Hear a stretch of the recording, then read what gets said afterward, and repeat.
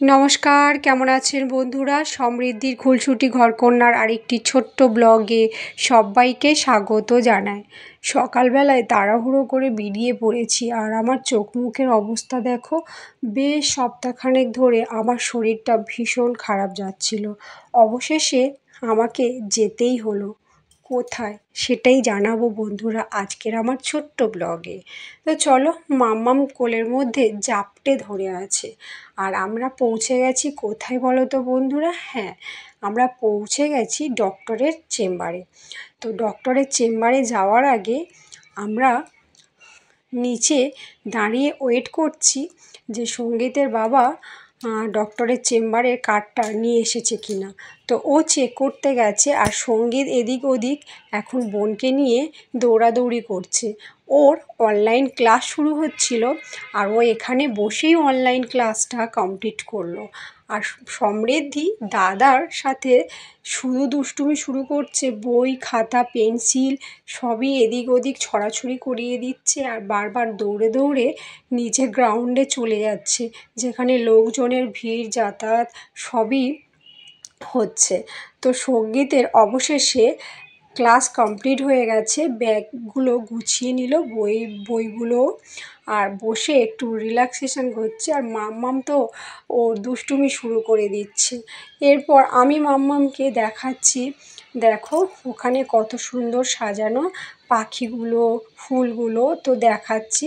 আর পাশেই দেখো রাধা মাধব দাঁড়িয়ে আছে। তো রাধা মাধবকে প্রণাম জানালাম, জানিয়ে আমি মাম্মামকে ডাকছিলাম, কিন্তু মাম্মাম তো এদিক ওদিক শুধু দৌড়াদৌড়ি করছে। এরপর দাদা ওর পিছু পিছু ধাওয়া করে করে হাঁপিয়ে যাচ্ছে। তো চলো, দৌড়াদৌড়ি কমপ্লিট, আমি আর সঙ্গীত চলে এসেছি ডক্টরের চেম্বারে।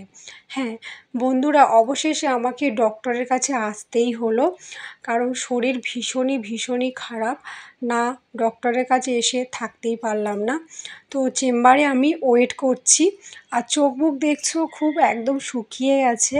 হ্যাঁ মানে শরীরের ভীষণ কষ্ট হচ্ছে।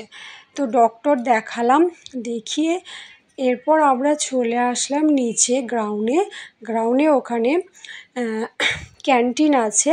তো ক্যান্টিনের ওখানে আমরা ওয়েট করছি। সঙ্গীতের ভীষণ খিদে পেয়ে গেছে, অনেকক্ষণ ধরে সেই সকাল 10টার সময় এসেছে, এখন বাজে দুপুর 2টো। তো সঙ্গীতের খুবই খিদে পেয়ে গেছে। তো ডক্টর দেখিয়ে আমরা চলে এসেছি ক্যান্টিনে।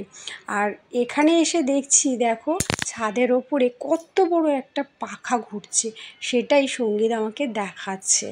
এত বড় সাইজের পাখা। আর ওই দেখো দূরে মাম্মাম ওর পাপার পিছুই ছাড়বে না, আর ওর পাপার পিছু পিছু ও সারাক্ষণ থাকবে। তো ওর পাপাকে কি বলবো, বিরক্ত করে দিচ্ছে। আর এই দেখো অবশেষে সঙ্গীত ছোলে বাটারা পেয়ে গেছে, আর ওর খুব খিদে পেয়ে গেছে, তো বাচ্চা মানুষ তাই ও খাওয়াও স্টার্ট করে দিয়েছে। আর ও খুব খুশি হয়েছে অনেকক্ষণ ওয়েটের পর। ওর কি বলবো। আর ওদিকে মাম্মাম দেখো জুস খাবে বলে কি করছে, খাবে তো না, শুধু নিয়ে কি বলবো, ও চাইছে ওর হাতে দিতে, আর ওর জুসটা সবই ফেলে দেবে। এরপর ছোলে বাটারা নিয়ে সঙ্গীত খেতে শুরু করে দিয়েছে। আর সঙ্গীত খাওয়া দাওয়া তো করছে, আর আমি আর সঙ্গীতের পাপা খাওয়া দাওয়া সেরে নিয়ে কমপ্লিট করে নিয়ে আবার চলে এসেছি কোথায় বলো তো? এবার মাম্মামকে ডক্টর দেখাতে। হ্যাঁ, একই দিনে দুটো কাজ করলাম, সমৃদ্ধির জন্য অ্যাপয়েন্টমেন্ট ছিল, আর আমার জন্যেও। এখানে চাইল্ড স্পেশালিস্টের কাছে সমৃদ্ধিকে চেক আপ করানোর জন্য নিয়ে এসেছি। তো ওর অনেক দিন চেক আপ করানো হয়নি, ওরও শারীরিক একটু প্রবলেম হচ্ছিল, তো সেই কারণে ওকেও চেক আপ করানোর জন্য আবারও চলে এসেছি।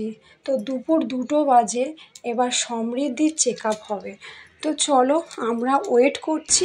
ওয়েট করার ফলে ডক্টর দেখালাম, অবশেষে আমরা বেরিয়েও আসলাম নার্সিংহোম থেকে।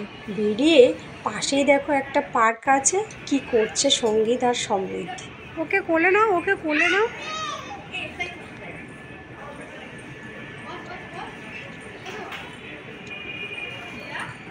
কে স্লিপ চড়ে? দেখুন।